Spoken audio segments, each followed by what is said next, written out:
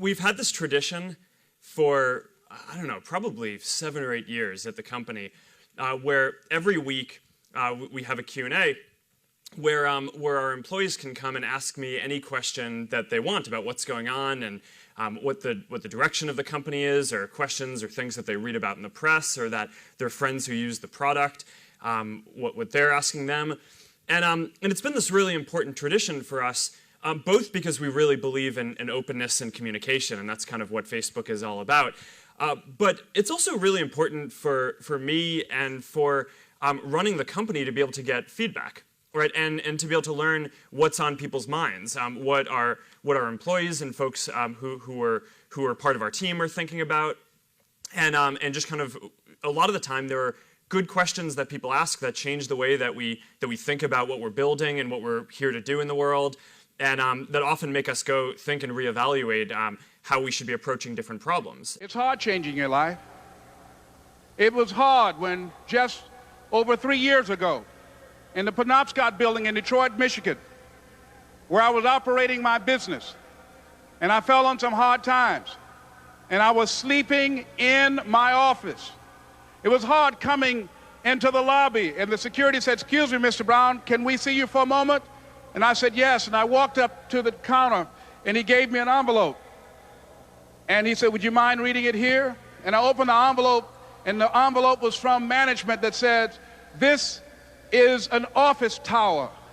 It's not a hotel. Please do not sleep in your office." And I said, "Excuse me, sir." I said, "I just work long hours in creating my business. I'm an entrepreneur. And right now things are bad for me, but they're not going to be this way always. And I just asked for the opportunity to continue to operate like I'm doing.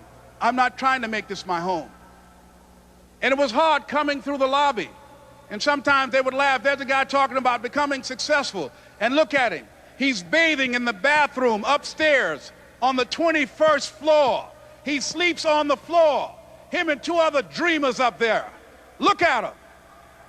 It was hard, ladies and gentlemen, coming to speak to people. And I was facing financial difficulties in my own life. I was behind on my bills and my dreams, and I'm saying to them, you can live your dream. It was hard, ladies and gentlemen. It was very difficult to pick myself up each day believing that I could do it. There were times that I doubted myself. I said, "God, why is this happening to me? I'm just trying to take care of my children and my mother.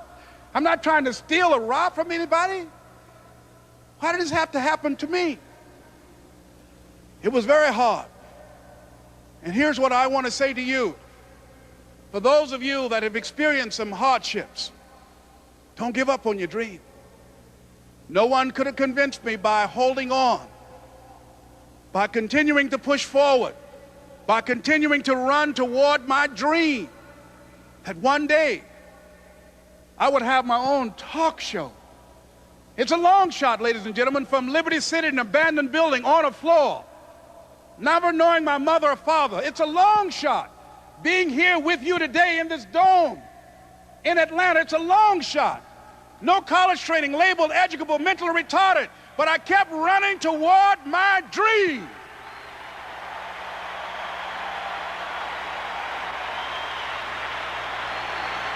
Don't stop.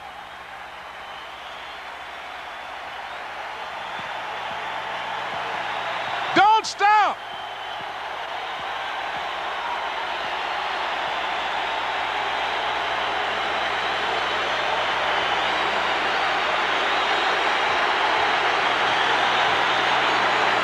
Don't stop running toward your dream.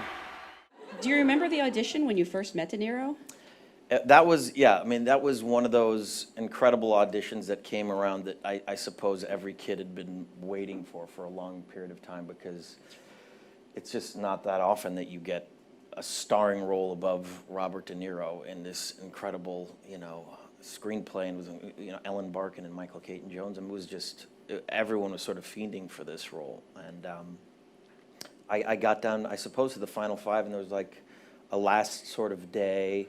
Toby was there, and I do remember thinking to myself, I got to do something. I got to do something to stand out. And in the audition, it was Art Linson, Michael Caton-Jones. Art Linson was the producer, and De Niro. And I remember there was a mustard jar scene, and he had to jam a mustard jar in my eye repeatedly. It was an abuse scene. And the script sort of didn't call for it, but I got up and he said, "Now, is it empty? Is it empty?" And I got up and I screamed, "No!" Like completely unnecessary, but I screamed in his face.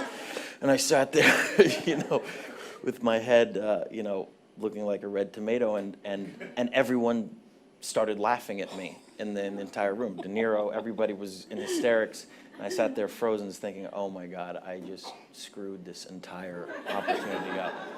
And I just sat there frozen, and then, Bob, in traditional De Niro fashion, kind of just looked at me and went, it's good, it's good, it's good.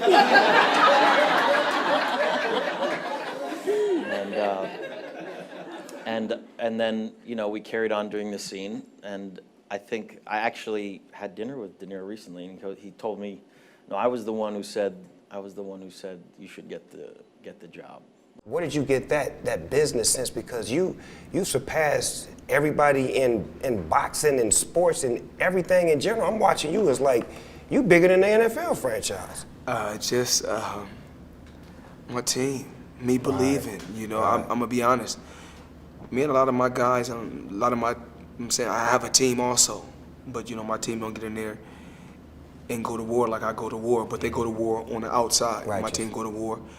I'm very, very tough on my team.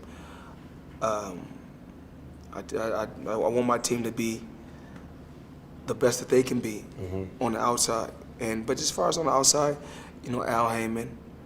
That's the OG right there. That's OG, a legend, a very shrewd businessman.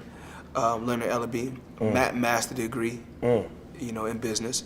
So when you surround yourself with people like this, just being around certain individuals, like even being around Don King, being around Bob Arum, being around just different people that's been in the game a long time, and my billionaire buddies. Every time I got around my billionaire buddies, I was more like, it's cool to come over your house, but I need a house like this. Yeah. It's cool to ride on your yacht, but I need a yacht like this. It's cool to ride on your jet, but I want a jet like this. And I said, no, I don't want to ride on yours. You show me how to get it. You can't be my friend if you can't show me how to get it. Because once they show me how to get it, then I can install it in my children. Then it trickles down. It's a bloodline thing. Yes. So it's about wealth. I'm no longer rich, I'm wealthy. Right. So I get up at crazy hours, whether it's 3 o'clock in the morning, by the way. When we were talking in London, I was getting up at 3 because I had to be on set by 7. So whatever time my call time is, and I tell this to studios and directors and our producers, whatever time my call time. So my call time is at 7, then you back your clock up 4 hours, and then that's when I get up. And I'll train twice. I'll get my cardio in and breakfast, and then I'll go hit the weights. Clanging and banging, we call it. Jack and iron. But what time do you go to bed? I mean, you might shoot really late at night. I'm averaging, on a movie, I'll average probably about 5 hours of sleep. Okay.